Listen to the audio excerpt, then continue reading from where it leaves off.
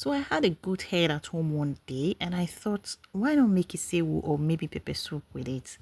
But the moment I started cleaning it, chai, I realized this thing takes serious patience. So many irritating parts to scrape off.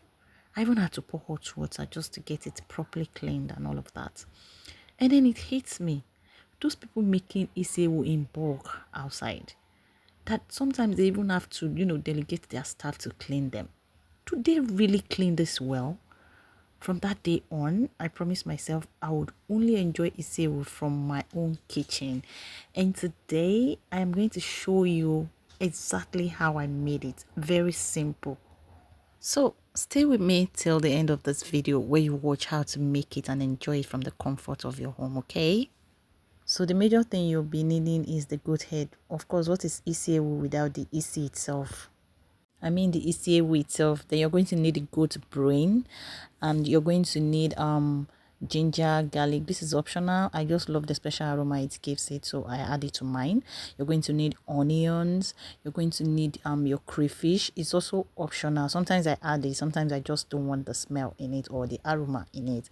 You're going to need the calabash nutmeg. This is very important as well.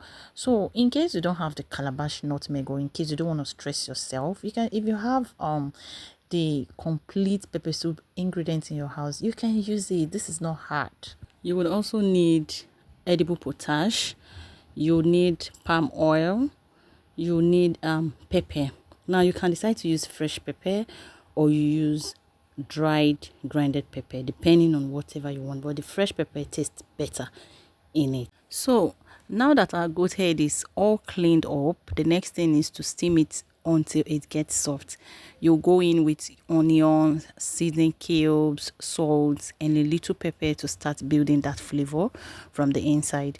Add just enough water to steam it, not drown it, and let it cook gently until the meat is tender and easy to chew. So as the meat is steaming nicely, don't forget the goat brain. After cleaning it properly, and you'll be very careful while cleaning it too, the trick is to wrap it up in foil so it doesn't scatter while cooking. Then place it gently inside the same pot with the goat meat, but you will need to monitor it because the brain won't take as long time as the meat to cook. Once it firms up, just take it out and set it aside while the goat head continues, steaming until tender. This brain part always make me laugh. Sometimes I wonder, after eating this one, will my own brain become sharper or just more confused? As goat no really get sense. When you do something silly, they will say you're a goat. So I'll be like, I'm eating goat's brain. Okay, so guys, let's continue. At this point, the goat's brain is ready. You can tell because it has firmed up nicely inside the foil. So you go ahead and take it out of the pot, unwrap it nicely and carefully and set it aside. This part is important because if you leave it too long, it will just dissolve into the soup, and that's not what we want. We need it whole so it can blend beautifully into the Isi Ewu later. So the next step, while the meat is still steaming, I'll quickly prepare my edible potash by adding a little potash into some hot water and stir it until it dissolves completely. This is what we'll use to cut the palm oil and give it that thick, smooth base for the Isi Ewu sauce. Just be careful though, don't overdo it because too much potash can change the taste and texture. After dissolving the potash in water, in the warm water, I like to pass it through a cheesecloth to sieve out any tiny stones or particles. That way we're left with just a clean, smooth liquid to work with. Trust me, this little step makes all the difference because nobody wants to bite into sand while enjoying Isi Ewu. Now it's time to build that rich flavor base. I started by pounding fresh onion and garlic together until it was nice and smooth.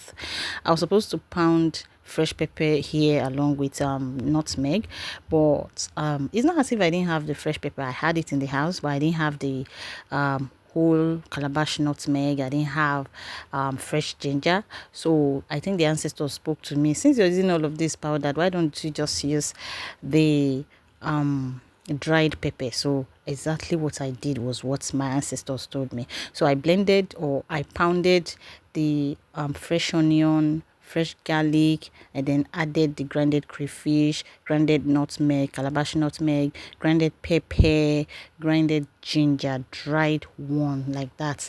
No, so once that was done, I added the goat brain that we set aside earlier, and I mashed everything together really well. It gives the Isi Ewu that creamy, unforgettable taste. So the size of goat brain you're going to use depends on the size of the goat's head you're cooking. Okay, so you match them together and ensure that they have that smooth texture. After I had made sure the texture was smooth, I came in with the already prepared potash water. Remember I told you have to mix the potash in warm water. So I came in with it, then began mixing it again until smooth. Then I came in with the palm oil. At this point, what you want to achieve is that very creamy, thick texture.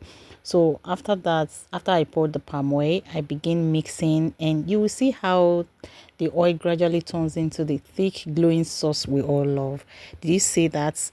The very beautiful color yellow. It has to be that color for you to ensure that you have a good flavor base. Okay, so you mix until you have that smooth, homogenized, smooth flavor base.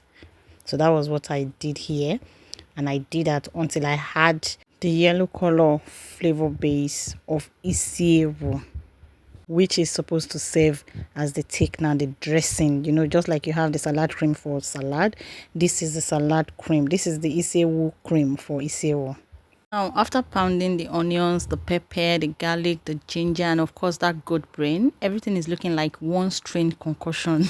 Honestly, if someone walks in at that point, they might think I was mixing herbal medicine. But trust me, at this point, the aroma you're even getting, you already feel like you're eating or you're making Isi Ewu. The mixture is pure magic. It's what gives Isi Ewu that creamy, unforgettable taste.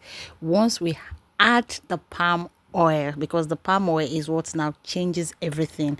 So at this point, you go back to your pot of meat and then add the mixture into your meat, and then you stir well.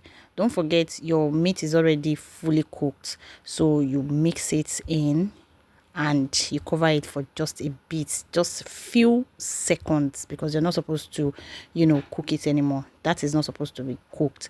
So you mix it, and voila, the meat or Isi Ewu is ready. You serve with onions and utazi leaves, and you can serve with any drink of your choice, whether non-alcoholic or alcoholic. And that is it, my people.